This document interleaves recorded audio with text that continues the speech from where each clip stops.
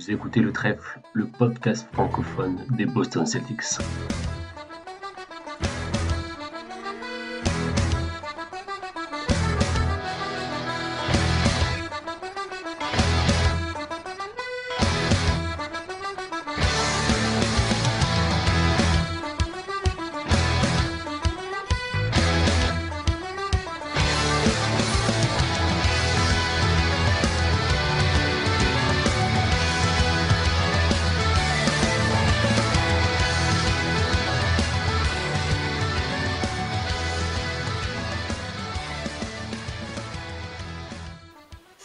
Bonjour à toutes et à tous et bienvenue dans ce nouvel épisode du Trèfle, épisode qui a un peu de retard, mais il est bien là, c'est l'épisode bilan de mi-saison.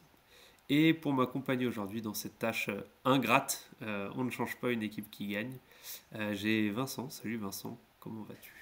Salut Titouan, ça va très bien.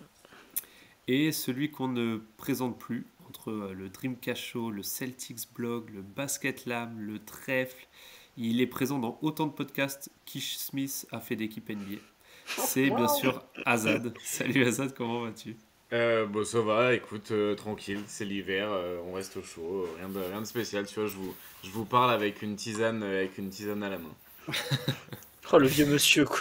Ouais, j'ai des charentaises aux pieds, une tisane à la main et voilà. Je vais pas non plus détailler tout l'outfit, mais voilà. Voilà où j'en suis à peu près dans mon état mental à l'heure actuelle. On va justement discuter de ce qui t'a amené à cet état mental. Je vous propose de se lancer directement. Faisons donc un petit bilan de mi-saison. Boston Celtics version 2024-2025. D'un côté, on a une équipe qui est 3e de NBA, avec des ratings qui sont globalement bons, même voire très bons. D'un autre côté, on a des défaites qui ne devraient pas en être face à des adversaires plus modestes. Mais au-delà des défaites, parce qu'en vrai, on le sait en NBA, bon, à part les Wizards, n'importe quelle équipe peut gagner contre n'importe quelle équipe sur un match. Mais c'est surtout la manière qui inquiète, ou à minima qui questionne. Les gars, qui veut nous dresser un petit état des lieux un peu des... Voilà, après 40, on est à quoi 47 matchs même maintenant. Qui veut nous faire un petit bilan de cette mi-saison. Je te laisse Vincent, moi je parlerai des 20 derniers matchs. Je pourrais un peu plus crier. Donc Titouan, ouais, effectivement, je vais faire un petit bilan global à mi-saison. Alors moi, tous les chiffres que je vais vous sortir, ils sont avant le match contre Houston qui a eu lieu cette nuit pour nous. Donc avant le match de Houston, on était avec un offensive rating de 118.6, le 3e NBA. La 5e meilleure défense NBA et le 3e meilleur net rating, donc c'était pas si mal que ça en termes de résultats purs et durs. Donc de ce point de vue, les résultats sont plutôt ok. Par contre, effectivement, comme tu le dis, c'est la manière, et notamment des 20 derniers matchs que Azad nous détaillera après, qui questionne beaucoup. Moi, je me pose beaucoup de questions d'ailleurs, parce qu'en fait, je me dis, ouais, il y a des chiffres qui sont complètement ok, et une sensation, un sentiment qu'il est beaucoup moins. Donc on va essayer de répondre à toutes ces questions ce soir. Enfin, je compte sur vous parce que moi j'ai pas les réponses. Donc voilà, toujours top attaque, toujours très bonne défense. Peut-être une des seules équipes de la ligue à être présente. Est-ce que c'est vraiment toujours une top attaque ? Eh ben dans les chiffres, si. Mais peut-être pas ces derniers temps. Mais dans les chiffres, si. Ouais, après il y a un truc sur les chiffres globaux de la saison, c'est la partie win differential là, où en vrai le net rating des Celtics indiquerait qu'ils devraient être à plutôt 35-36 victoires et en fait ils en ont que 30-31, quelque chose comme ça. Mhm. Donc ça donne déjà un peu l'indicateur de Boston n'est pas vraiment capable de gagner ses matchs serrés, ce qui fait qu'il y a cette sensation de défaite qui devrait pas avoir lieu, c'est parce qu'en fait l'équipe a un plus mauvais bilan que le net rating laisse à penser quoi. Exactement. Et notamment des ratings dans le quatrième quart-temps qui sont assez cataclysmiques. Là, je parle sur des chiffres globaux sur la saison. Tu vas avoir un net rating très positif en premier quart-temps, plus 13, plus 14, plus 6 en deuxième quart-temps. C'est encore très positif en troisième quart-temps et tu es à peine à 0 en quatrième quart-temps. Malgré que tu gagnes beaucoup plus de matchs que tu en perds, ton net rating de quatrième quart-temps est tout juste à 0. Ça veut dire quoi? Ça veut dire que tu te fais éclater régulièrement en quatrième quart-temps, tout simplement. Oui, oui, c'est un peu l'idée. Et du coup, c'est un peu. T'as un peu l'impression que si Boston est large au quatrième, ça va. Et t'as l'impression que si le quatrième carton il est serré, ça va un peu partir en couille. Et hier, franchement, le match contre Houston, je trouve que c'est une belle illustration de comment ça part en couille quand t'as l'exécution du coup défensive qui est vraiment catastrophique sur les deux dernières actions. Ouais, ouais. Même si pour le coup, hier il manquait pas mal de personnel, mais c'est vrai que. Ouais, il manquait il y a- pas il mal y de a- personnel. Enfin, tu vois, il manquait quoi? Il manquait Derek White. Bah, bon, défensivement, c'est pas eux qui font le boulot, mais il manquait Horford et Hauser aussi. Et On va dire Horford et dans les Hauser qui jouent rotations. pas. Ouais, ouais, après, c'est plus, tu vois, c'est plus dans l'exécution du match que ça pose problème en vrai. Ouais. Que Mais vraiment c'est vrai que de toute façon, le match d'hier était vraiment symptomatique en fait de. Bah, comme Vincent l'a dit, finalement, dans les chiffres, les Celtics, globalement, sur les 47 premiers matchs de la saison, donc sur tous les matchs joués, si on dézoome et qu'on regarde l'image un peu au global, bah, ça reste une équipe qui est quand même très bonne. Mais en fait, c'est surtout les derniers matchs, là, la vingtaine de derniers matchs qui est vraiment, qui est vraiment pas bonne. Ce qui, d'un côté, peut nous faire dire qu'en fait, le début de saison était vraiment excellent. Parce que pour garder des chiffres toujours aussi bons, alors que sur ces derniers matchs, on n'est vraiment pas bon. Après, il y a aussi un truc par rapport au rating, je trouve. C'est qu'on garde un très bon net rating aussi parce que j'ai l'impression que quand on perd souvent de pas beaucoup. Je crois Ouais, qu'on en avait déjà parlé ça dans le dernier épisode, mais en fait, quand on perd rarement on se prend rarement une branlée. Par contre, quand on gagne, très souvent, on gagne en mettant justement un gros écart aux adversaires. Donc, c'est peut-être ça qui fausse aussi un peu le net rating. Il y a un truc que j'ai essayé de faire, c'est de comparer l'équipe de cette année à l'équipe de l'année dernière.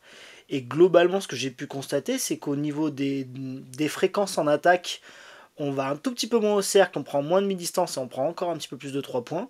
On a baissé notre efficacité au cercle et je pense qu'Azad va nous faire un paragraphe là-dessus, j'espère. En tout cas, je suis venu pour ça.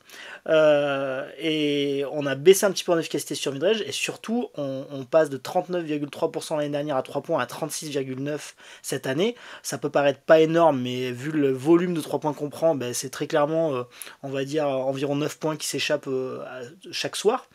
En défense, les fréquences de ce qu'on autorise à nos adversaires sont quasiment les mêmes que la saison dernière. Par contre, l'efficacité au tir de nos adversaires est exactement la même que l'année dernière également. C'est exactement pareil. Donc on provoque un petit peu plus de turnover. Par contre, on concède un tout petit peu plus de lancers francs. Donc globalement, je trouve que cette équipe, au niveau en tout cas des tendances, elle ressemble à celle de l'année dernière.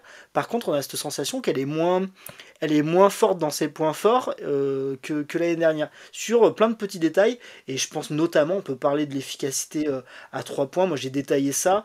Globalement, tous nos 3 points, on a perdu entre 2 et 3 points d'efficacité. Les Mm. pull-ups, les catch and shoot, les tirs grands ouverts, les tirs ouverts, globalement tout a un peu diminué. Et mine de rien, ben ça. Alors je sais pas les causes et les raisons, je pense qu'un jeu un peu trop statique et un peu trop stéréotypé en est peut-être la cause, mais globalement, on a tout le monde qui sous-performe un tout petit peu sur ce type de tir.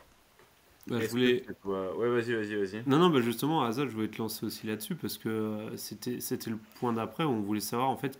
Finalement, cette équipe, globalement, quand on regarde, comme l'a dit Vincent, c'est plutôt la même équipe que l'année dernière. Je veux dire, au-delà du fait que sur le papier, mais en termes de fréquence, de tendance, de type de jeu, est-ce que on est sur juste des adversaires qui finalement se sont ajustés et améliorés, je pense notamment aux Cavs et aux Thunder, ou est-ce qu'il y a vraiment un truc qui marche plus, dans lequel on est vraiment moins bon que l'année dernière? Je pense à le shoot.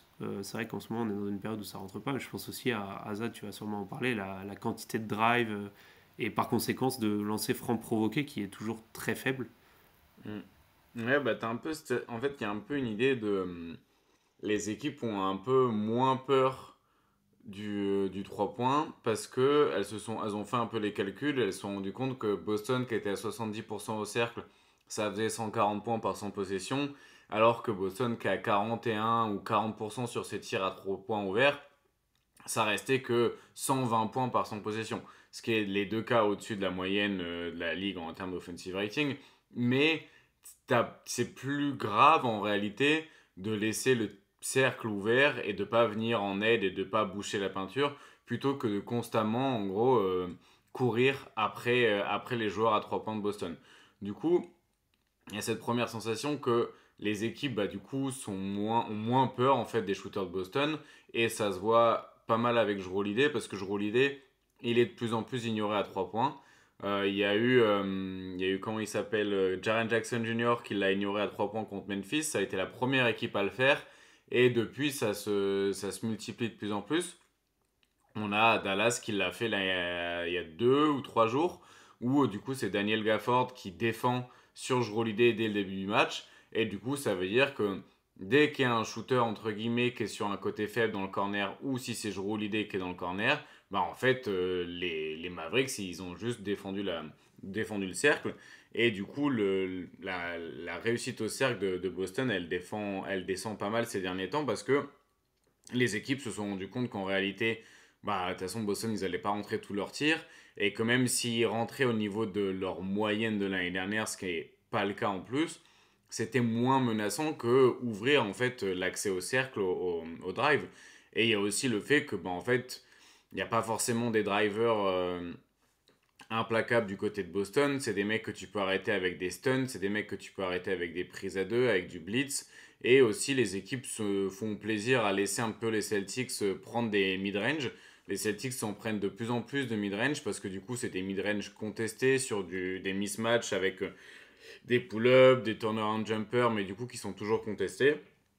Et que plutôt que venir à 2 et ouvrir un tir à 3 points qui est encore plus rentable ou encore pire du coup un tir au cercle, les défenses elles décident un peu de rester en 1 contre 1 et de dire aux Celtics battez-nous en 1 contre 1 mais on va arrêter de venir aider connement parce qu'on a bien compris qu'à chaque fois qu'on venait aider on se faisait tuer à 3 points et on arrête de trop aider aussi à 3 points parce que sinon si on aide trop à 3 points on se fait tuer au cercle.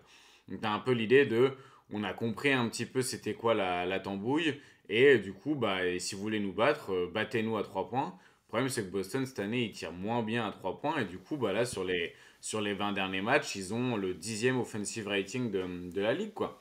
Donc, Boston, qui a un 10e offensive rating sur un stretch de 20 matchs, c'est pas arrivé depuis un bon moment.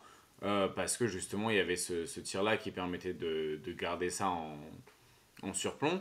Et en plus, il y a des fois où ils se font un peu avoir sur la bataille des possessions, notamment par exemple contre les Clippers ou contre Houston où ils perdent énormément le ballon parce que les défenses ont aussi compris que avec des approches agressives, que ce soit sur des stunts, sur des zones, des prises à deux, il y avait moyen un peu de faire disjoncter l'attaque un petit peu linéaire de Boston et qu'en réalité c'était une machine qui était plus rigide qu'elle en avait l'air quoi. Et j'ai l'impression qu'en fait, c'est plutôt les adversaires qui sont mieux adaptés à Boston. En réalité, que Boston qui joue moins bien. Mais du coup, pour l'instant, ils ont pas réussi à trop s'adapter, quoi. Ouais, mais justement, en plus, comme tu l'as dit, alors il y a le côté drive où finalement, en fait, ils ferment les drives parce qu'en plus, ils savent très bien que on n'a pas de joueurs implacables sur drive. Mais sur le truc des turnovers, c'est aussi intéressant parce que même si statistiquement, les Celtics sont une équipe qui perd très peu de ballons, je crois même qu'ils sont le numéro 1 de la NBA en termes de ballons perdus. Enfin, dans le sens, l'équipe qui perd le moins de ballons perdus. Le moins de ballons, pardon. Mais par contre, c'est vrai que dès que tu resserres un peu ou que tu es agressif sur le porteur de balle, on l'a vu notamment dans le match face au OKC, en fait, il y a peu de joueurs qui ont un handle très. Où on peut être très serein et avoir un bon dribble dans les petits espaces. Il y a Pritchard, même Tatum peut être pas mauvais là-dedans, mais c'est loin d'être le meilleur. Donc c'est vrai que dès que tu es un minimum agressif, vu qu'en plus l'attaque des Celtics est assez, on va dire assez comme tu as dit, assez rigide en fait, tu as très peu de moyens de t'adapter et de proposer autre chose. Et du coup, défensivement, c'est beaucoup plus simple à défendre quand tu as peu de mouvement que quand tu as beaucoup de mouvements off-ball.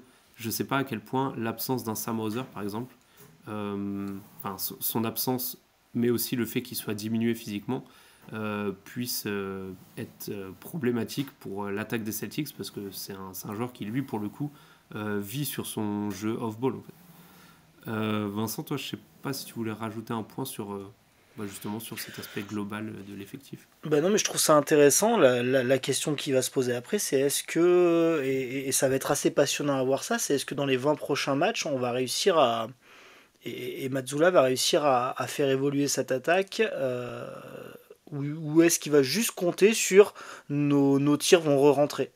Je serais assez déçu si c'est cette stratégie qu'il Je adopte. serais assez Ou si- déçu, mais est-ce que tu penses qu'il va faire autre chose? Non, mais moi, je suis pas un intime de Joe. C'est à toi que je retourne la question. Ah ouais, Mais, d'accord, bah, moi ouais, non, j'entends. mais je suis assez d'accord Je lui avec toi. demanderai à l'occasion. À l'occasion, voilà. Tu te croises, Euh, tu poses la Aux question. prochaines fois que tu le croises dans un bar et tout, Ouais, tu te permets, quoi. Non, on est exactement. vraiment sur cette question. C'est ok. J'ai bien aimé la démonstration d'Azad et ça me plaît. Je suis venu pour ça, pour l'entendre en direct, en avant-première. Mais du coup, maintenant. Et je trouve ça logique que les équipes se soient adaptées aux champions. En plus, la NBA est une ligue de copieurs. On va toujours essayer de se référer à ce qui a gagné. Ce qui a gagné, c'est le Boston de l'année dernière. Mazzulla est reparti dès le début d'année sur des schémas, mais très très proches. Voilà, je l'ai dit, l'équipe ressemble fortement à celle de l'année dernière. Les équipes s'ajustent. Les équipes laissent tirer nos shooters qui étaient si bons l'année dernière. Parce que l'année dernière, un joueur Holiday dans le corner, c'était à 60% que ça rentrait à 3 points. Donc c'est vrai Ouais, qu'on ne j'ai laissait vu, pas. genre, j'ai une petite stat sur ça. Je crois que l'année dernière, il n'y avait qu'un seul joueur des Celtics qui était en dessous de la moyenne à 3 points. C'était En Brown, dessous de voilà. ouais, c'était Brown. Cette année, il n'y a que Pritchard, Porzingis, Hauser qui sont au-dessus de et peut-être White aussi, qui sont au-dessus de la moyenne de la ligue à 3 points. Voilà, donc, Donc, alors ce qui est intéressant, c'est que le plancher de cette équipe, donc on va dire avec pas un tir qui rentre, parce que littéralement il y a des soirs où il n'y a pas un tir qui rentre, le ouais. plancher de cette équipe c'est 10e attaque de la NBA. Ça c'est la partie positive Mhm. de ce qu'on peut voir. Voilà, maintenant ce qu'on va demander à Joe, et je suis un peu comme toi Azad, je suis pas rassuré par la capacité d'adaptation, mais on verra.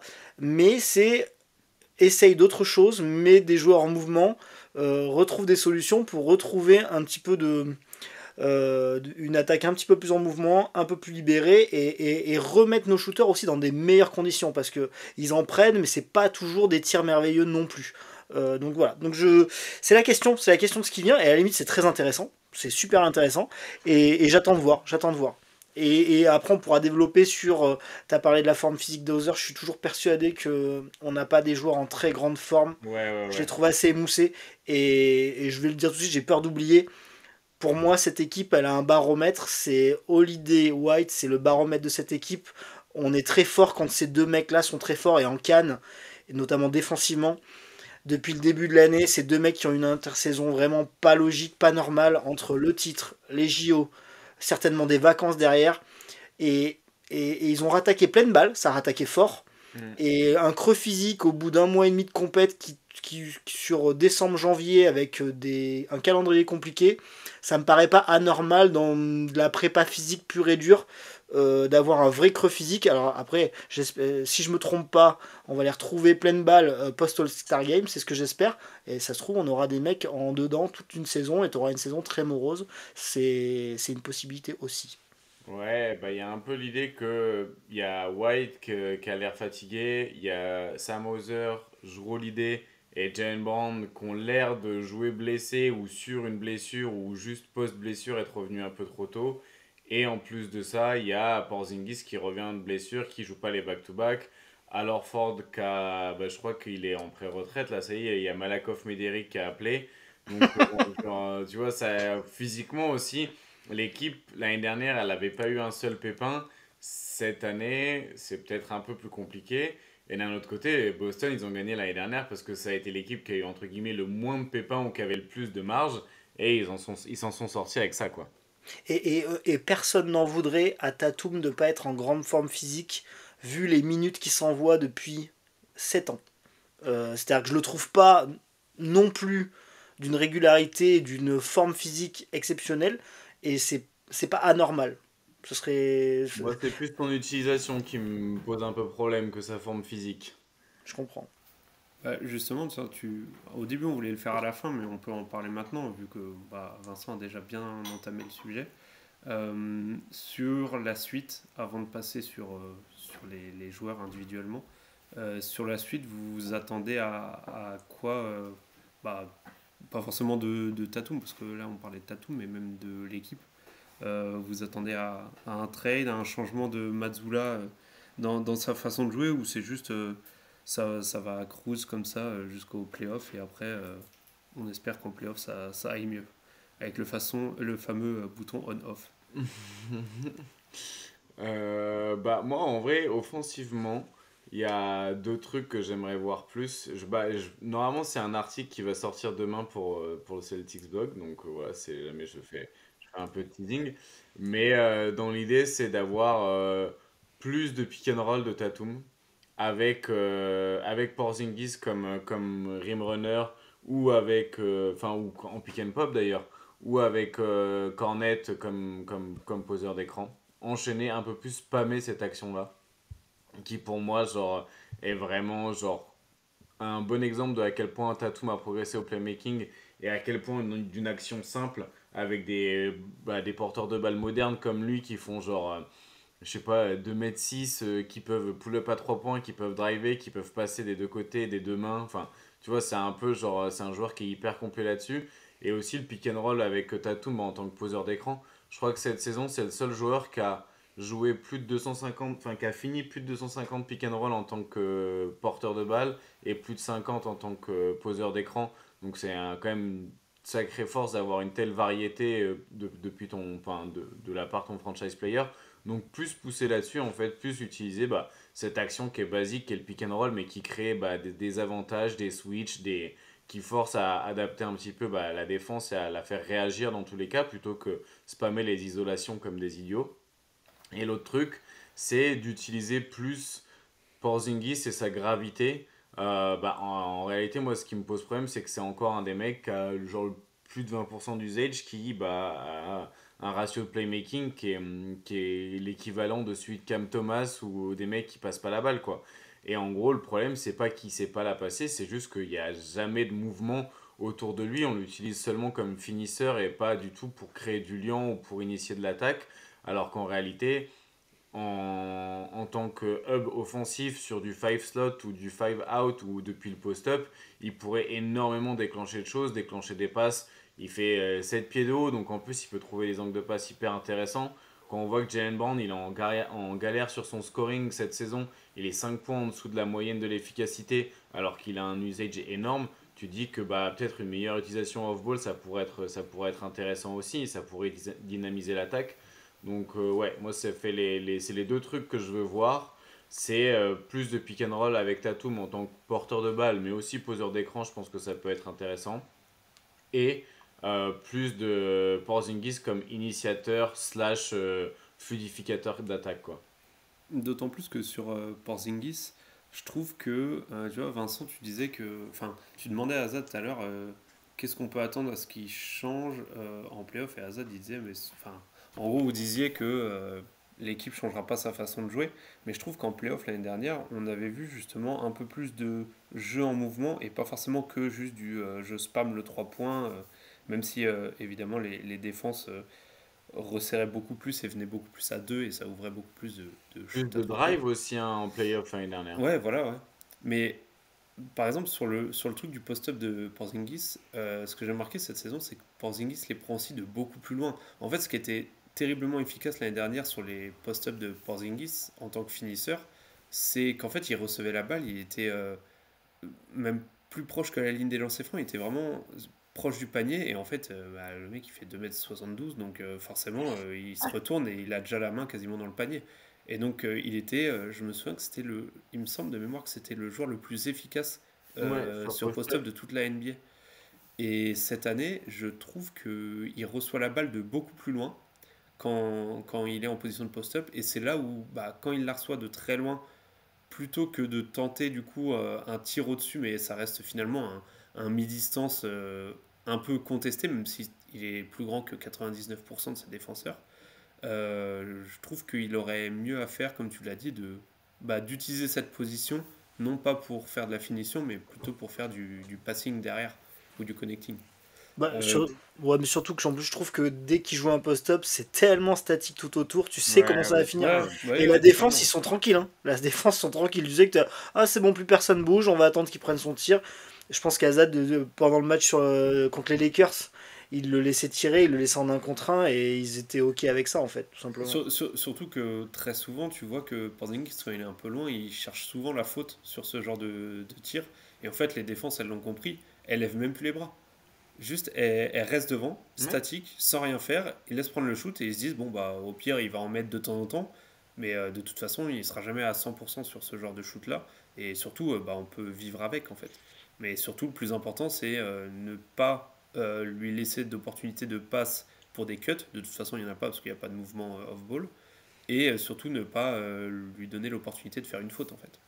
Enfin, Ouais, d'obtenir une bah, faute. c'est un peu ça. Et du coup, tu vois, son volume au cercle à Porzingis, il a diminué cette saison. Et son efficacité, elle a aussi diminué sur les post-up. Mais c'est beaucoup dû au fait qu'il provoque moins de fautes parce que ils ont vu le film. Hein. Genre, quand tu revois deux fois le même film, t'es là, genre, ouais, même si, tu vois, quand tu revois, je sais pas, moi, une deuxième fois Usual Suspect, bon, bah, l'intrigue, elle est toujours aussi bien, mais tu connais la fin, donc au final, t'as un peu moins ce petit truc-là, quoi. Bah, c'est un peu pareil avec les Celtics de cette saison. T'es là, genre, oui, bah, oui, ok, c'est les Celtics, on a compris, mais on l'a déjà vu le film, donc on sait aussi, bah comment, comment ça fonctionne, quoi. Donc bon, c'est pour ça que j'aimerais apporter du changement avec ces deux propositions un petit peu d'approche tactique, quoi. Ok, Vincent, toi, tu as une approche un peu, un changement, outre le fait d'envoyer Jalen Brown à l'autre bout des États-Unis. Ah, mais moi, je vais vous dire comment ça va se passer, j'en suis persuadé. Je pense que février, ça va encore tâtonner, là. Tu me demandais à savoir comment ça va se passer. Puis après, Azad va retourner à Boston. Il va aller réchauffer Joe en conférence de presse. Et là, vous allez voir la fin de saison, ça va être terrible. Ça va être terrible. Parce que Joe, il va juste pour faire mentir Azad, il va tout changer, tu vois. Ouais, Non, mais on sait c'est pas ce qu'on trop. souhaite. Voilà, exactement. Mais non, tout ça, on sait pas trop exactement comment ça va se passer. J'espère que le calendrier va s'alléger un petit peu. C'était vraiment hardcore là, quand même, au niveau du calendrier. On l'avait dit lors du dernier podcast. Donc, on espère un rebond, je me méfie un peu de tout ce qui est stats sur Porzingis. On est que sur 22 matchs, il a joué Ouais. 615 minutes, très irrégulier pour l'instant. Donc on sait que le poignet est toujours là, on sait que le mec est toujours hyper talentueux. Il avait eu des matchs sur son retour où je le trouvais mais lent comme un camion, assez cata. Ça a l'air d'aller bien mieux.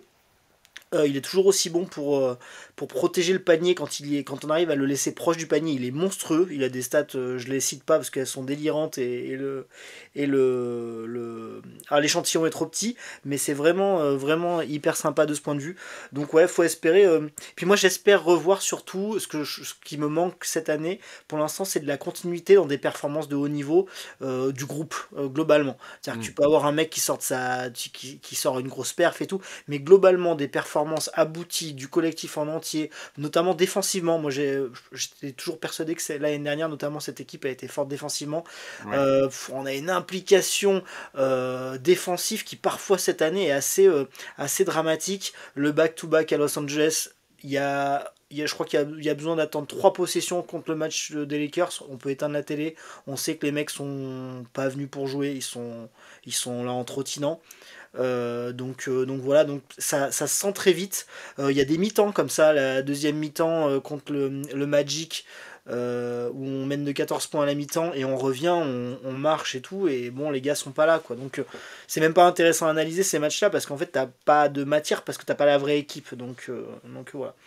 Moi, ouais, voilà, il me faut des mecs pleine balle, pleine santé, plein physique, et il va falloir qu'à un moment ils arrivent à enchaîner une quinzaine de matchs, une dizaine de matchs à haut niveau contre des équipes faibles et contre des bonnes équipes également. C'est-à-dire que là, nos deux road trips de 4 matchs à l'ouest, ils se sont pas trop mal passés parce qu'il y a eu des absences de nos adversaires, et puis même il y a eu des vrais bons matchs, des vrais gros matchs.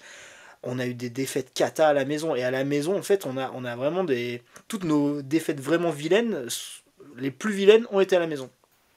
Ouais, parce que globalement, à l'extérieur, on a. Alors, j'ai pas fait le bilan exact sous les yeux, mais globalement, je trouve que à l'extérieur, je peux le faire vite fait, on a 3, 4, 5. On a 6 défaites à l'extérieur. Sur, du coup, une quinzaine de matchs à peu près, je dirais, sans avoir compté. Donc ouais, non, c'est vrai que c'est souvent à domicile. Et effectivement, j'ai en mémoire, je vois très bien de quel accent tu parles quand tu parles du match des Lakers, où je crois que c'est une skip pass de... je me demande si De LeBron. de LeBron. Je sais plus si c'est de LeBron, je me demande si c'est pas Davis qui fait une skip pass dans le corner pour Gabe Vincent, je crois, et c'est Tatum qui fait le close-out, mais tellement à 2 à l'heure. Alors, il avait le temps d'y aller 2 fois. Et c'est là où tu vois que bon, ok, il avait pas du tout envie de le faire ce close-out et clairement il avait pas envie de défendre ce soir, quoi.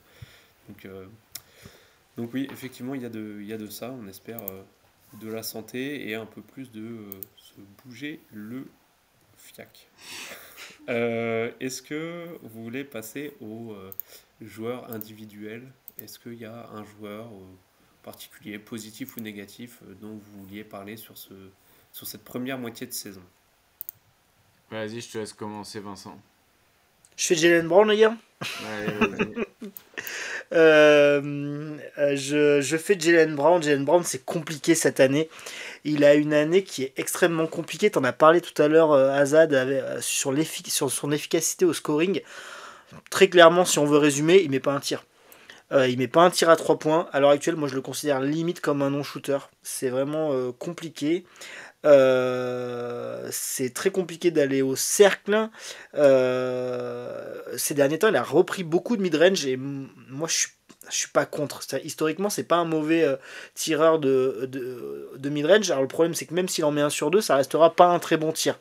Mais s'il peut retrouver un peu de confiance dans son jump shot et que ça passe par là, je suis plutôt ok avec ça. Le truc positif, et peut-être finalement c'est pas si positif que ça, c'est qu'il a énormément augmenté son volume à la passe. C'est une vraie différence, mais qui est assez notable, hein. C'est-à-dire que c'est un mec qui a toujours historiquement été entre 15 et 16% d'assist percentage, et là on est au-dessus des 20, au-dessus des 20-21 même. Alors je dis que c'est une bonne nouvelle, parce qu'effectivement il a progressé, il y a plus de qualité. Il perd pas beaucoup plus de ballons que l'année dernière, donc il a augmenté ce volume à la passe, à la création, sans augmenter les pertes de balles qui vont avec. Ok. Le problème, c'est que je dis que c'est pas forcément une énorme bonne nouvelle, c'est qu'en fait, enfin moi je l'ai toujours préféré en finisseur d'action, en slasher, en cutter, que beaucoup de temps balle en main. Et en fait, cette augmentation à la passe et à la création, il est venu la manger, on lui a donné ses ballons au détriment de Derrick White et Jrue Holiday, qui eux ont baissé par rapport à l'année dernière. Et notamment, ce qui m'embête, moi, c'est par rapport à Derrick White, qui l'année dernière avait vraiment une explosion, voilà, il avait pris du volume à la création, et on ne voit plus Derrick White balle en main au début des actions. Et c'est un truc qu'on avait adoré, Derrick White, border All-Star, ce que vous voulez, ça m'est égal. Mais du coup, cette année, on a les minutes où c'est JT qui run l'attaque, les minutes où il n'y a pas Tatum sur le terrain, c'est Brown qui lead l'attaque, et c'est pas dramatique, ça dépend des matchs, c'est un mec qui restera toujours irrégulier et tout. Il a fait plein de progrès, ok, très bien, mais en fait finalement, si ces progrès là sont venus au détriment du scoreur qu'il était et tout, en fait c'est compliqué, on n'arrive jamais à tout avoir avec Brown. Alors moi j'ai beaucoup d'affect pour lui, ça reste un mec avec d'énormes compromis, ça reste un mec payé à 35% du cap, on pourra en parler pendant des heures, c'est-à-dire que oui, c'est certainement le moins bon joueur au Supermax de la ligue, certainement, parce que ces mecs là... donc voilà, c'est compliqué, il vit une saison compliquée. Dans les autres points positifs, on avait déjà parlé, mais il va plus que les autres années sur la ligne des lancers francs, donc ça c'est plutôt ok, mais vraiment c'est compliqué avec Brown, on n'arrive jamais tout à avoir. Les soirs où il va être excellent à la passe, tu peux être sûr qu'il va pas mettre un tir. Les soirs où ça rentre au tir, tu vas voir faire finalement très peu de création collective. C'est extrêmement compliqué. Je l'adore toujours parce que je suis un supporter et que j'ai pas de problème avec ça, et que j'ai beaucoup d'affect pour le joueur, parce que voilà, on le voit évoluer depuis des années, et je m'ennuie jamais avec lui, dans le bon sens ou dans le mauvais sens, mais on vit une saison pas facile du tout, et zut, j'ai pas parlé de la défense. Eh ben je vais pas en parler. Je vais pas en parler. Voilà. L'autre point positif, je trouve, alors je sais pas, je crois pas que tu l'aies dit, mais c'est qu'il drive beaucoup plus aussi, je trouve. Enfin, Il en tout cas, drive plus et il y a plus de post-up, ouais. ouais, et il va chercher beaucoup plus. Bah, on parlait, tu vois, du tir à 3 points qui, pour le coup, il est sur une de ses plus mauvaises saisons sur son shoot à 3 points. Et du coup, bah, il en prend beaucoup moins. Enfin, on va dire qu'il a enlevé un peu de ses shoots à 3 points et va beaucoup plus aller chercher ses points près du cercle. Euh, donc, ça, c'est quand même quelque chose de positif, même si en termes de pull-up, enfin, il a toujours le même nombre de pull-up. Donc, c'est vrai qu'on ne le voit pas autant off-ball ou sur de la finition, sur des cuts, comme on aimerait le voir plus souvent. Mais ça déjà, je trouve que c'est un point positif, même si du coup ça aide pas le spacing des Celtics, mais c'est un point positif de le voir, plutôt que de forcer à 3 points, se rapprocher du cercle. Par contre, effectivement, je te rejoins, c'est quelque chose de très visuel, mais le côté passing, en fait, là où on pouvait se dire bah, il va faire moins de pull-up, un peu plus de passes, en fait, les actions où il fait de la passe, c'est des actions qu'il a retranchées effectivement de Jrue ou de Derrick White, plutôt que des actions qu'il a vraiment. En fait, c'est des cartouches en plus qu'il utilise pour faire du passing plutôt que de prendre ces cartouches qu'il avait déjà, de pull-up par exemple, et de les transformer en passing. Ok. Azad, je sais pas si tu voulais Bah, rajouter, vas-y, tu veux dire un petit mot sur Jalen Brown? non, bah moi le problème c'est que du coup il y a les tendances de plus en plus de mid-range et c'est surtout que bah, il rend l'attaque statique en réalité. Tu vois, je veux dire, même s'il y a plus de passes qu'avant, il y a toujours autant de déchets, donc il y a des meilleurs flashs. Mais franchement, moi je trouve que c'est juste une version différente d'un joueur inefficace et qui participe pas forcément à une bonne synergie offensive, quoi. En fait, c'est un joueur qui est quand même vachement individuel et il y a aussi beaucoup de passes qui interviennent au dernier moment. Donc bon, je suis pas convaincu par sa saison offensive parce que dans tous les cas, même s'il y a plus de passing, en même temps, vu le volume qu'il a, heureusement, d'un autre côté, ça reste quand même je pense, des porteurs de balles des mecs qui ont 30% d'usage. Je pense que c'est un des mecs qui a le plus bas ratio de playmaking. Et en plus, c'est un des mecs qui a l'efficacité la plus basse parmi ces mecs-là. Il se bat avec Dejounte Murray et RJ Barrett cette année, en termes de volume et efficacité, si vous voulez donner un peu un ordre d'idée. Donc RJ Barrett à qui on a laissé tous les tirs pour pouvoir tanker, et Dejounte Murray qui joue tout seul dans un cimetière dans la Nouvelle-Orléans. Donc bon, voilà à peu près la saison de Jalen Brown au scoring. Et en termes de défense, bah, on est retombé sur un des pires défenseurs off-ball, voire peut-être le pire défenseur off-ball qui nous a été donné de voir. Et off-ball, bah, vu qu'il est blessé, ça tient moins que l'année dernière. Et il y a des actions où il n'arrive pas à rester devant Amir Kofi. Donc c'est assez problématique. Ouais. Non, mais c'est vrai, moi j'invente rien. Genre vraiment, j'utilise que. Là, je suis factuel. Hein. Ouais, Je mais m'ennuie pendant. Vas-y. hier, il a contré Amen Thompson, hein, attends. Bah, c'est bien. Écoute, grand bien lui fasse. Elle est belle la Donc, dernière défense d'ailleurs de Boston l'année dernière. je m'ennuie pendant 5 minutes avec beaucoup d'amour et le mec vient me fracasser tout ça, quoi. Non, bah après, moi je donne juste mon avis. Hein. Non, non, mais mais en plus, t'as vu, tu dis, je suis pas convaincu par sa saison offensive. Allez, je te rassure, ils sont pas nombreux à être convaincus par sa saison. Enfin, on n'est pas nombreux. Allez, je parle que pour moi. Je ne suis pas convaincu. C'est extrêmement compliqué. C'est extrêmement compliqué. Et ce qui me laisse toujours de l'espoir, c'est que malgré que ça soit aussi compliqué et que c'est un des mecs qui a le plus de ballons dans notre équipe, si c'est pas le mec qui a le plus de ballons dans notre équipe, on maintient un niveau offensif tout à fait correct. Donc C'est c'est la dire marque, la hein. qualité, c'est dire la qualité de cette équipe. Ce qui est d'ailleurs un problème, hein, le fait que ce soit probablement un des joueurs avec le plus de ballons dans les mains. Azad, est-ce que toi tu veux nous parler d'un joueur, peut-être en positif? Hmm. Non, En Azad qui positif. parle positif des Celtics. Non, parle-nous d'un joueur, même Non, si c'est en fait, négatif. non, en positif, moi j'en ai un qui est méga positif, c'est Cornet. Ah, il me le Mhm. pique. C'était Mais mon du coup, deuxième. je te laisserai, je te laisse, Vincent. Non, moi j'ai pas forcément de mec à qui vraiment taper sur les doigts ou quoi, c'est pas mon rôle. Mais l'utilisation de Jalen Brown me frustre énormément. Je trouve que la nuit dernière, en vrai, il est utilisé comme decoy. Il est utilisé comme leurre pour occuper Amen Thompson et pour que du coup Jalen Brown puisse enchaîner les ISO et les post-ups sur Fred VanVleet et Jalen Green. Ah, Jason Et Tatum, tu veux dire. ouais, T'as Tatum. dit Jalen Brown. Ah ouais, non, oui, Tatum est utilisé comme un decoy et du coup son utilisation, moi je la trouve vraiment pas bonne, je la trouve pas optimisée. C'est un mec qui devrait être à un bien plus gros usage que ça vu son efficacité et du coup il est pas bien utilisé et c'est assez frustrant. Donc, bon. Après au niveau des saisons individuelles, bah Pritchard il est toujours aussi incroyable d'efficacité. Il y a des fois il retombe un peu dans ses retranchements de genre pas franchement lâcher la balle et s'entêter un peu dans ses trucs, mais ça reste quand même un bon apport aux sorties de banc, même en termes de momentum. Le problème, c'est qu'il joue de plus en plus de minutes et que bah, du coup, tu te rends bien compte que s'il n'est pas titulaire, c'est parce que tu défends à 4 contre 5.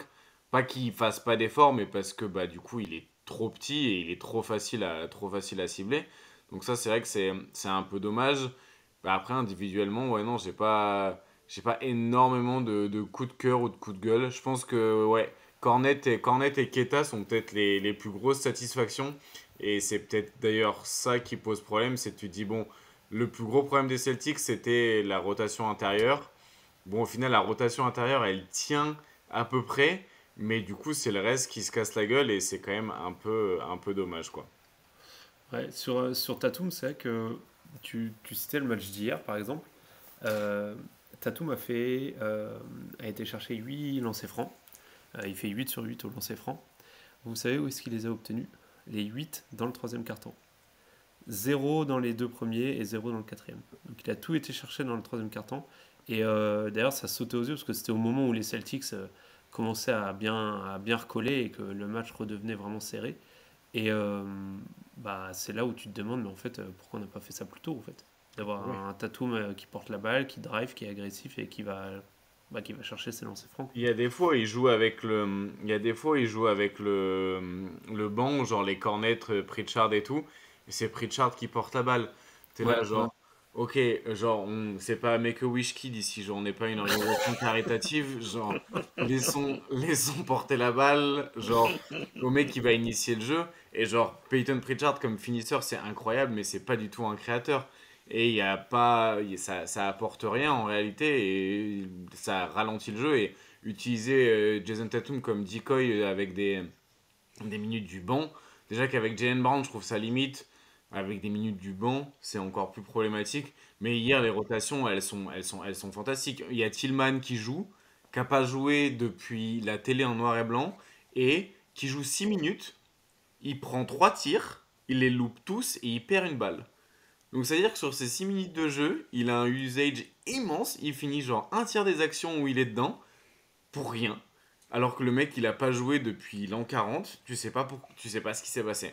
Il y a des minutes de Drew Peterson aussi hier, t'es là genre bah oui. Surtout qu'en plus, alors pour le coup, c'est pas pour défendre Tillman, mais la line-up où il rentre, et il est avec, si je me souviens bien, Jrue Holiday, Jalen Brown, du coup Tillman, je crois qu'il y a Cornet avec lui, et Pritchard. Donc c'est une line-up bien bancale quand même, hein. T'as pas de créateur primaire, enfin t'as pas vraiment de créateur primaire, t'as pas de spacing parce que t'as Tillman, Cornet Ah et oui. Jrue qui est pas respecté, enfin c'est assez compliqué. On digresse beaucoup, mais du coup, les Too Big Line-Up, Joe, il adore ça. Hein. Parce que à une époque, c'était que Horford Porzingis. Maintenant, on est sur du Horford en 4 quasiment tout le temps. Et plus Cornet, c'est complicado quand même l'histoire. Là. Bah écoute, moi les Double Big Line-Up, j'en ai fait un article aussi et j'avoue il y a certains upsides à avoir deux intérieurs avec les Celtics cette année, notamment dans l'aspect déjà de la bataille des possessions. Il gagne beaucoup plus de possessions comme ça. Et du coup, ça crée comme un différentiel où tu pallies un peu ton manque d'efficacité avec ça. Et de l'autre côté, en fait, les double big line-up, elles sont utilisées pour cacher l'âge de Horford qui avance. Parce que tu regardes l'efficacité et la fréquence au cercle des adversaires quand il n'y a que Horford sur le terrain en tant qu'intérieur, ça fait un peu mal au cœur. C'est complicado. Ouais. Et du coup, en fait, les double big line-up, c'est aussi par nécessité parce que Horford, comme seul intérieur, bah, commence à être un peu compliqué. Et du coup, bah, si tu veux l'avoir en forme pour les playoffs, t'as quand même mieux fait de le faire jouer à côté de Cornet ou Keta. Et tu as aussi une approche défensive et offensive avec deux intérieurs qui peut être intéressante. Mais je pense que si ces line-up sont utilisés de plus en plus souvent, c'est plus pour une question de nécessité que vraiment genre un nouveau délire tactique, genre ah tiens on va jouer avec moins de spacing mais plus grand quoi. Ouais. Surtout qu'en plus, on sait qu'Orford et Porzingis ne jouent jamais les back-to-back. Ouais. Ils sont vite mis au repos. Par exemple, hier, t'as pas Orford et en plus Porzingis prend 5 fautes assez rapidement, donc il joue peu de minutes. Et du coup, on a vite eu du Tillman Cornet, on a même déjà eu du Keta Cornet. Enfin, donc, ouais. Moi, je vous propose d'aller sur un point positif. Enfin, positif, non, du coup, je sais pas trop si c'est positif, mais c'est un joueur qui, pour le coup, a pas joué hier. C'est Derrick White.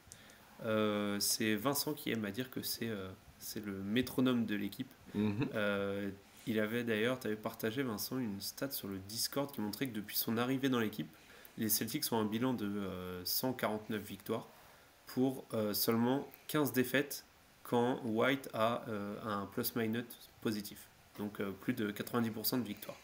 Bon, je suis personnellement pas fan de la stat qui est le plus-minus sur un seul match, mais voilà, sur un gros échantillon comme ça, quand on sait l'usage qu'a White au sein de l'équipe désormais, ça montre quand même bien qu'en gros, quand White est bon, très souvent les Celtics sont bons et c'est un peu le ressenti qu'on a aussi visuellement. Et d'ailleurs, on le voit encore cette année, j'ai été chercher Derrick White du début de saison jusqu'au 15 décembre, ce qui est à peu près la période où les Celtics commencent à partir en cacahuète. Il est à 1,24 points par tir et les Celtics ont un bilan de 21 victoires, 5 défaites.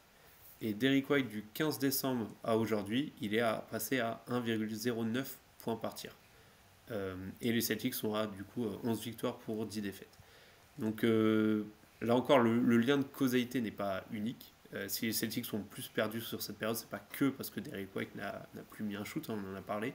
Mais en vérité, on voit que c'est surtout parce que beaucoup de joueurs ne mettent plus un shoot et aussi parce que défensivement, on est moins impérial que la saison dernière. Mais voilà, moi, c'est le joueur que je voulais mettre en avant, Mm. négativement ou positivement, je sais pas.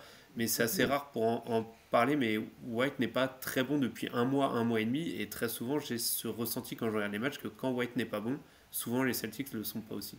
Mais même quand il est pas sur le terrain, je trouve que les Celtics sont moins bons, et que ce soit défensivement et offensivement. Et une stat qui est assez intéressante, c'est que depuis qu'il est arrivé à Boston après la saison 21-22, donc sur les 3 dernières saisons, depuis qu'en gros il s'est miraculeusement trouvé un tir apparemment. Je sais pas, faudrait qu'il nous dise où il les trouve, parce que peut-être faudrait en donner quelques-uns, en distribuer. La réussite au cercle en termes de on-off quand il est sur le terrain, quand il joue, elle est vraiment très bonne, et ça montre aussi à quel point il apporte du mouvement, du spacing par son connecting et tout ça. Et en fait, l'équipe n'est jamais aussi bonne offensivement et défensivement quand il est sur le terrain, parce que bah, c'est peut-être le meilleur role player du monde, quoi. Et il apporte énormément, et je trouve que lui aussi est un peu sous-utilisé cette saison. On a un peu laissé. Parfois, on lui laisse des actions un peu statiques de création, mais en réalité, je trouve qu'il est parfois un peu trop délaissé, et j'aime beaucoup les quelques fois où il l'utilise un petit peu plus sur des zoom action, où justement il profite de deux écrans pour pouvoir profiter bah, de son très bon flotteur. Et c'est un joueur qui évolue pas si mal que ça dans un mauvais spacing, parce que justement il a ce flotteur là qui fait qu'il n'a pas nécessairement besoin d'aller jusqu'au cercle pour être efficace sur ses drives. Et c'est vrai que c'est un peu dommage qu'il soit pas plus utilisé entre guillemets comme créateur et initiateur. Très clairement, je pense qu'on veut plus de Derrick White pour un poil moins de Jalen Brown balle en main à la création. Mm. Autre petit fun fact avec Derrick White, vous savez que bah, c'est mon joueur préféré. Vous allez dans Basketball Référence sur sa page, vous allez dans Play by Play, il y a on court et on off. Il y a du vert partout, c'est très bon signe. Ce mec-là n'a jamais connu un on court négatif. Il n'a pas été que dans des équipes d'élite, hein. Il a eu des saisons à San Antonio où c'était pas génial. Et en fait, ce mec-là ses équipes ont toujours plus performé avec lui sur le terrain. Et c'est ça depuis sa saison rookie. Au bout d'un moment, il n'y a plus de hasard et il n'y a plus de. C'est des stats qu'on n'est pas fan, elles sont largement imparfaites. Là, c'est un fun fact, mais quand même, quand c'est tout le temps, je pense que ça peut être une règle. Voilà. Et on n'a pas le meilleur d'Eric White. Il était bien meilleur l'année dernière, je pense. Donc voilà, faut pas hésiter à le laisser un peu au frigo et qu'il revienne à fond et qu'on lui redonne plus de ballons et plus de responsabilité à la création. On l'a déjà vu mener des parties de carton où c'est lui qui run l'attaque. C'est excellent. Je pense que c'est notre meilleur shooter à 3 points de pull-up, j'en suis quasiment sûr, depuis 2 ans. Parce qu'il les Ah oui, prend en derrière termes de l'écran. stats, tu veux dire? Ben ouais, alors pas en termes de variété, mais c'est vrai qu'il s'est mis à prendre des pull-ups et il y a des. Enfin, je le trouve bon dans tout, quoi. Ouais, non, mais c'est vrai. Hein.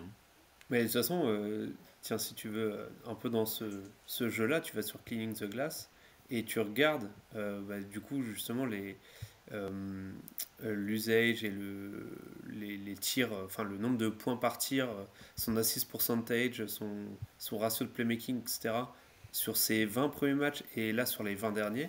Et en fait, toi qui aimes bien les couleurs, tu passes de tout orange à tout bleu. Hein. Mais voilà. T'as vraiment. Et donc, alors pour ceux qui connaissent pas, donc Cleaning the Glass, quand c'est orange, en principe, c'est bon signe. Hein. C'est-à-dire que tu fais partie des meilleurs à ton poste, en gros, sur ces différentes stats. Et quand c'est tout bleu, c'est pas très bon. Donc, n'allez pas voir les stats de Jalen Brown sur Cleaning the Glass si vous aimez pas le bleu. Vincent, est-ce que tu veux nous dire, du coup, tu voulais nous dire un petit mot sur Cornet? Ben non, mais c'est vrai qu'on est tous ravis de sa saison. Alors moi, ça fait déjà 2 ans que je suis ravi de sa saison. J'adore Luke Carnett. Alors c'est vrai qu'au début, c'était un peu rigolo. Moi, c'était le personnage qui me faisait marrer, mais il rendait toujours de fiers services en saison régulière. Mais cette année, on n'est que sur 16-17 minutes par match, à peu près comme d'habitude.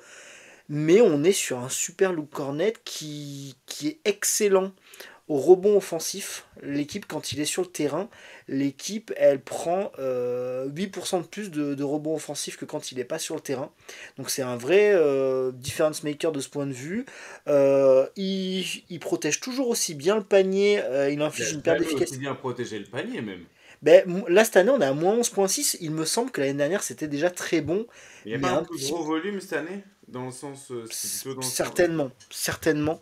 Mais voilà, moi j'avais souvenir que c'était déjà très bon l'année dernière. Faudrait vraiment comparer. T'as raison sur le nombre de tirs contestés.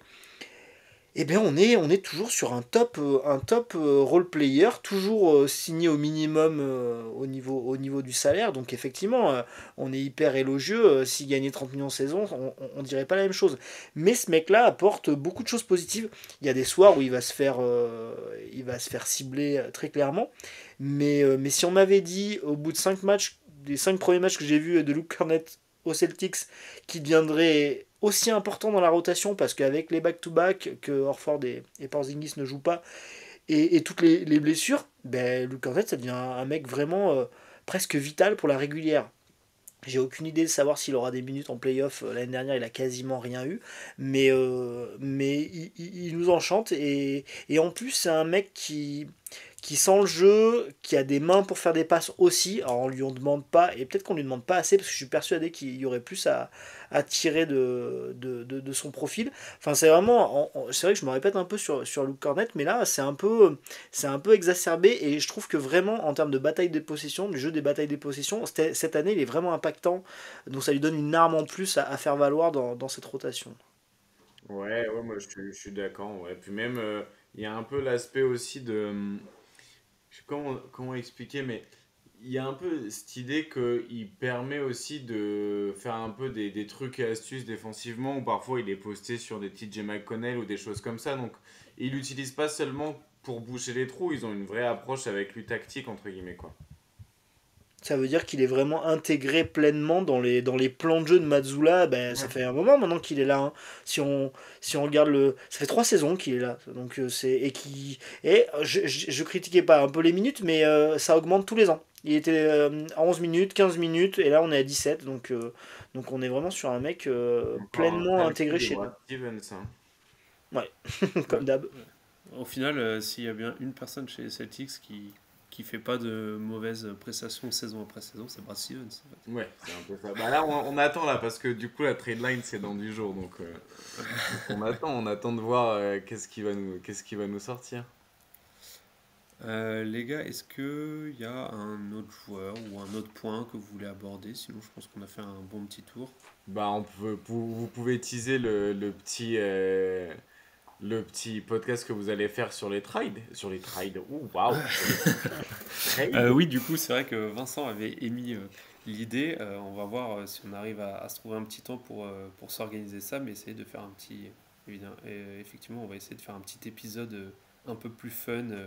On va proposer différents trades qu'on aimerait voir à la trade deadline, donc plus ou moins possible, plus ou moins loufoque. Donc voilà. J'ai une première question, tiens, même c'est plus que du teaser. Est-ce qu'on aimerait vraiment qu'il y ait des trades ou est-ce que c'est plus pour nous faire marrer et imaginer des scénarios touqués? Toi, Azad, aujourd'hui, toi, tu as envie qu'il y ait un trade d'envergure d'un de nos joueurs de rotation playoff? Moi, T'es obligé de te positionner là. je suis obligé de me positionner. Je pense que. En fait, je réfléchis plus long terme que cette année. Et je pense que niveau finance, tu l'as tellement dans le cul avec le contrat de Jalen Brown que t'es obligé de bouger. Et genre, sa cote, elle a jamais été aussi haute. Il faut bouger maintenant, quoi. Tu peux récupérer des trucs, tu peux récupérer des tours de draft en plus d'un joueur en sec, quoi. Donc ouais, il faut bouger ça. Ou alors il faut au moins bouger Jrue Holiday qui, pareil, lui, sous contrat, ça va être compliqué. En fait, je pense pas forcément en termes de cette saison, mais je pense que sur le long terme, si tu veux pouvoir rester compétitif autour de Tatum et pas perdre Tatum, en fait, il faut bouger, quoi. Et je pense que tu peux rester compétitif sans Jalen Brown, ou en tout cas en récupérant un autre joueur. Je pense que, tu vois, je suis pas sûr que si tu peux être Bradley Beal, tu perdes énormément. Je suis pas sûr que tu perdes même. Bah, je suis. Bon, après, financièrement, du coup, bon, Bah, c'est moins long, mais. c'est moins long. Ouais. C'est Mais, moins mais long pour le coup, et tu sais que Tatum, il sera refait. oui, c'est vrai. Mais pour le coup, alors je suis d'accord avec toi sur le fait que financièrement, on avait déjà discuté entre nous, hein, que financièrement, sur le long terme, tu étais obligé, en fait, plus ou moins, de te débarrasser soit de Jrue Holiday et Porzingis, soit de Jalen Brown. Mais pour le coup, ça, je pense que c'est un trade qui, s'il arrive, ce sera plutôt cet été. En fait, je suis quasiment persuadé qu'il y aura ce genre de trade cet été. J'ai du mal à voir Brad Stevens trade Jalen Brown dans la semaine qui vient. J'ai vraiment du mal à y croire. Je roule l'idée, je dirais pourquoi pas, même si j'y crois pas énormément, mais Jalen Brown, j'ai du mal à y croire. Je Je pense vais, que je vais, si je ça se fait, c'est vais. plus cet été. On est en train de partir en vrille là, il n'y a plus du tout c'est de ma faute en plus. J'ai une théorie, enfin j'ai une théorie. Euh, Brad Stevens a vécu en tant que coach une année, celle du, vous allez me donner l'année, je suis pas bon dans les dates, celle du retour de blessure de Kyrie et Gordon Hayward, cette année-là assez cata. Euh, 2018, 17-18. 2019. bon, vous n'êtes pas 17-18, non? d'accord. Non, c'est 17, non, c'est 18-19 parce que 17-18, c'est 18, celle c'est où où ils vont. il se blesse, oui. Ouais. Où Hayward se blesse. Donc cette année-là, on avait une équipe qui performait pas assez par rapport aux attentes, mais qui performait quand même, et on avait toujours cet espoir. Toute cette année-là, je me rappelle, on disait ah ouais, mais ils vont arriver en playoff, et ce roster si complet, et ci et ça, machin. Ça se fait péter au deuxième tour par les Bucks. Et plus tard, Merci les arbitres. euh, plus tard, on a su que le groupe n'avait jamais pris, que les Terry Rozier, Jalen Brown faisaient la tête, qu'il y avait des groupes et machin. Donc finalement, avec le recul, on peut se dire ah, dommage que Danny Ainge n'ait pas bougé à la trade deadline. Il pouvait bouger Rozier, il pouvait récupérer plein de mecs, il pouvait récupérer encore des assets, il pouvait aller chercher un plus gros joueur. Il avait, en plus, il avait vraiment de la marge de manœuvre. Donc avec le recul, on avait ce regret de dire mais clairement, en interne, ils devaient le sentir ces mecs-là, que ça n'irait pas au bout et que de toute façon, ça exploserait à l'intersaison. J'ai l'intime conviction. Moi, ce groupe-là, en l'état, pour cette année, pour ces playoffs, je trouve que c'est très compliqué d'aller le faire péter à la deadline, on va dire, d'un point de vue, comment dire, vu que ça sort du titre, d'un point de vue médiatique. Et Ouais, puis au niveau de la confiance, c'est-à-dire leur dire, bah, les gars, nous, on sent très clairement que vous n'êtes pas dedans, que nous, on va aller chercher Jimmy Butler parce que je suis sûr que lui va plus nous aider à gagner le titre que Jalen Brown. C'est très compliqué à assumer, notamment pour le GM. Par contre, vu que Brad Stevens a vécu cette situation en tant que coach, j'ai l'intime conviction que si lui, il se dit, il voit au quotidien, mais ce groupe-là, ils vont pas y retourner, alors qu'on n'a pas une marge de manœuvre effectivement financière sur le long terme délirante, c'est-à-dire on a encore une cartouche avec en dépensant cet argent-là finalement. il doit le faire. Son métier est de le faire. Si lui il dit mais les gars ils y sont pas, physiquement ils y sont pas, mentalement ils font plus les efforts qu'il faut faire pour aller à ce si haut niveau, voilà, je pense que c'est très dur à assumer médiatiquement d'aller péter une équipe championne que tu as reconduit et qui n'a pas des résultats catastrophiques, parce qu'on a dit beaucoup de choses négatives, mais parce que on a les attentes d'une équipe championne et favorite. Et très favorite, hyper favorite en début de saison, chose qu'elle n'est plus à l'heure actuelle. Pour moi elle est même plus favorite numéro 1 si les playoffs commencent demain. Cette équipe est top 3-6 on va dire, mais elle n'est pas top 2. Voilà, à l'heure actuelle à mon avis OKC est meilleur qu'eux, Denver est certainement meilleur, Cleveland est certainement meilleur. Il y a beaucoup d'équipes qui sont meilleures. Donc voilà, voilà, on a digressé pas mal, mais je pense que ce serait très compliqué à faire. Mais par contre, s'il a l'intime conviction, ça y retourne pas, faut qu'il le fasse. Et s'il le fait, c'est un putain de GM. Voilà. Ouais, excellent teasing. Et du coup, juste le temps pour nous de contacter Brad Stevens pour savoir s'il peut venir qu'il a dans son bureau. Non, mais je veux qu'il vienne nous en parler en direct. Et on vous prépare un épisode sur ce sujet dans les prochains jours. Alors. Du coup, Azad, Vincent, merci beaucoup. Et du coup, je vous dis à la prochaine pour peut-être un épisode beaucoup plus fun et qui va peut-être faire grincer des dents pour certains, parce qu'il y aura peut-être des trades qui vont pas plaire à tout le monde. Allez, à la prochaine. Ciao. Salut. Allez, ciao. About a 2-second difference between the shot clock and game clock.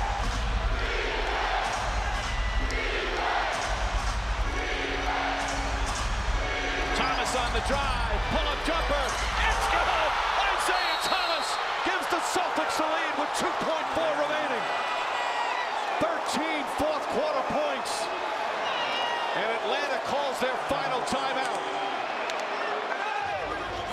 So many big shots for both teams, Jeff, down the stretch.